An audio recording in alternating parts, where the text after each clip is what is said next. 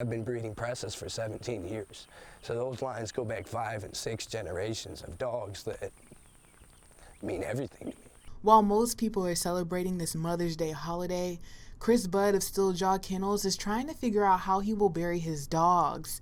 That's after someone broke into his kennel and shot several of his animals. Here Friday night at about 8 o'clock, and when we arrived, I noticed that my gate was wide open and opened out to the road where I only ever open it in.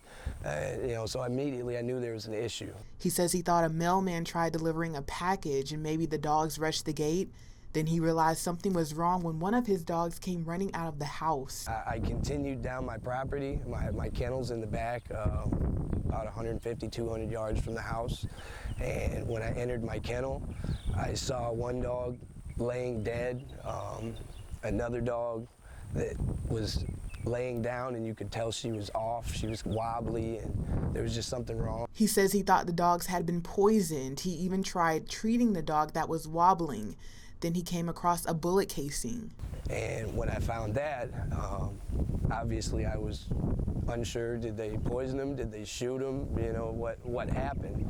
So I went and I started looking at the dogs closer, and I started finding holes in them, bullet holes. Budd says he contacted the Burke County Sheriff's Office, and together they found a total of 15 bullet casings. They killed 3 dogs, and they've got another one who they punctured in the chest, right under the nipple, and in the front leg.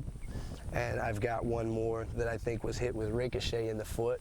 There were pieces of bullets, like not the shells, but the actual bullets, where they were either hitting the concrete or the metal of my kennels. Several of his canines were also stolen. Some of them were already pregnant. The female that was pregnant and due to drop puppies, those puppies, standard colors, would have been from $5,000 to $7,000.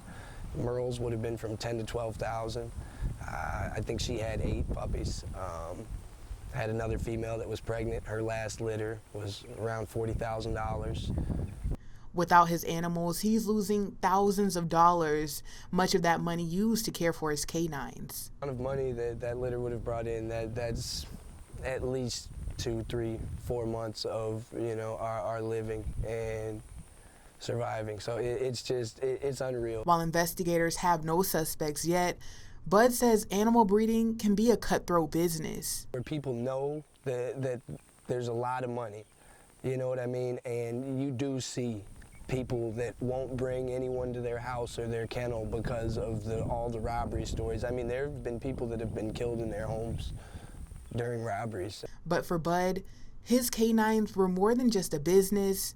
They were his family. Dogs that the parents and the grandparents are special dogs to me and my children, so it's more than just a monetary loss.